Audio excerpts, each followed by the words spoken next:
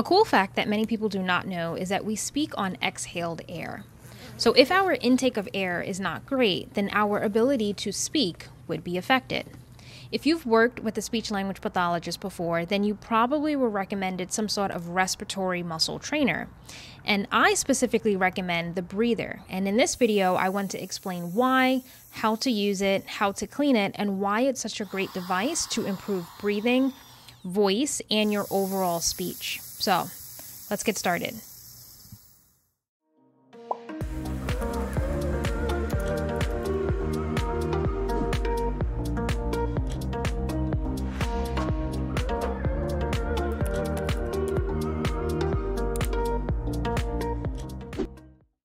All right, so let's chit chat a little bit about the breather. So the breather is a portable, easy to use respiratory training device that's designed to improve your lung function, to increase your respiratory strength, and to enhance your overall breathing efficiency.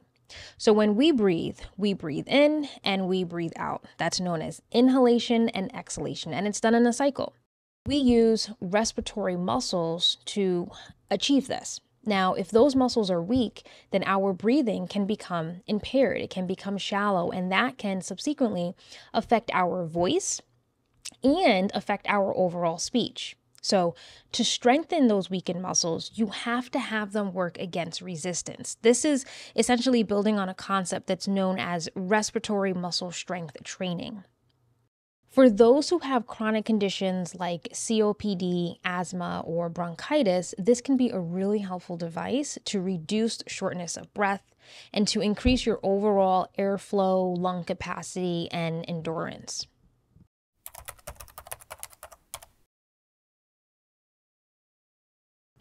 So the first thing you want to do is to sit upright. Having an upright posture allows your lungs to have more space to expand to inhale deeper, better diaphragm movement, and improves your overall oxygen flow. So when you're doing this exercise, make sure you are sitting upright. Next, if you are not working with an SLP, start at the lowest resistance level, ideally 1 or 2, okay? And now when you're completing these exercises, you want to be what the company calls in the zone. And this means on an effort scale between 1 to 10, ideally you want your level of effort or your exertion to be between 5 to 7. So 5, 6, or 7. When you're doing this exercise, you should not feel lightheaded, dizzy, or as if you're going to throw up. That's too much exertion and you would not be in the zone, okay? You should feel a good amount of effort, but again, it shouldn't lead to any sort of discomfort. Now, if you are working with an SLP, you will be assessed to see which level best suits your current capability. So in this aspect, you wouldn't have to worry about trying to figure out which level would be the best for you to begin.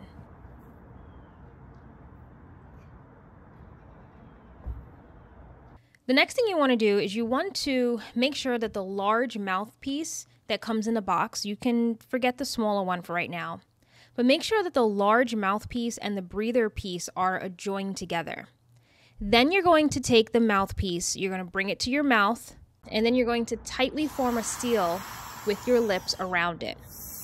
You're going to breathe in slowly and then deeply through the device. All inhalation during this exercise will be done through your mouth and not through your nose. That's important to keep in mind.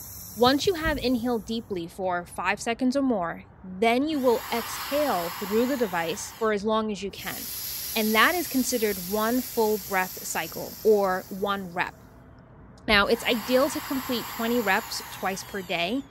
Do 20 in the morning and do 20 at night for at least 4 weeks minimum.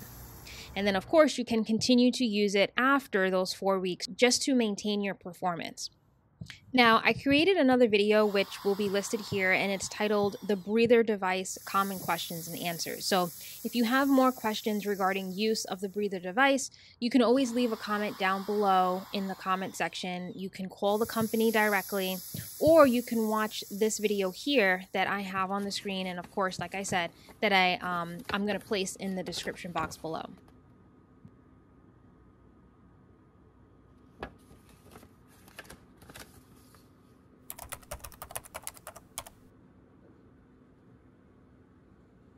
Now, cleaning and disinfecting the device is just as important as properly using it. So you will need to clean the device, specifically the mouthpiece, anytime you see visible debris, and that can be dried saliva, dirt, or even remnants of food. It's important to keep the device clean to prevent germ buildup, to protect your lungs from any sort of infection, to keep the device from getting clogged, and of course to prevent any sort of odor. Now, to clean the device, you have to detach both pieces, place it in a bowl, fill it with warm soapy water, and then you can either use your fingers or a sponge to clean around the mouthpiece and around the breather device.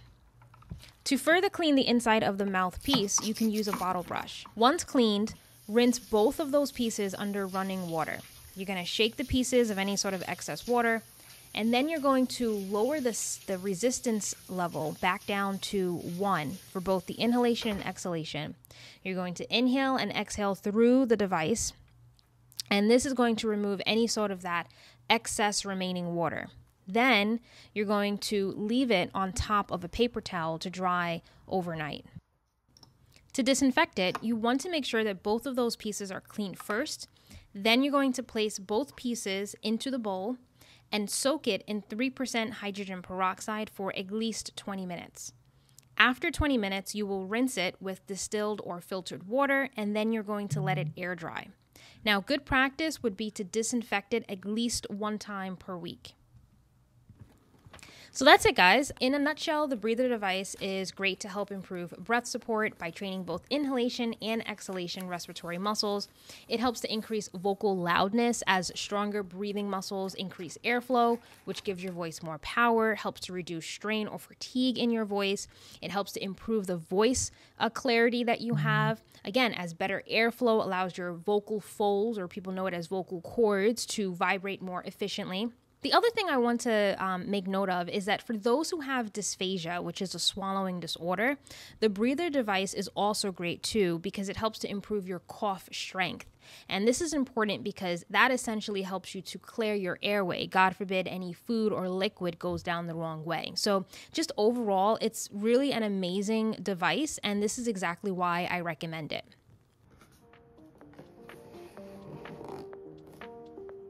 I hope you enjoyed this video. Please give it a thumbs up if you did. It helps my channel's algorithm and gets this video in front of others who can benefit from the information shared. If you're interested in purchasing this device, the link is in the description box below. Also, go ahead and subscribe if you'd like to see more adult-related speech therapy videos. And, of course, I'll see you in the next one. Take care.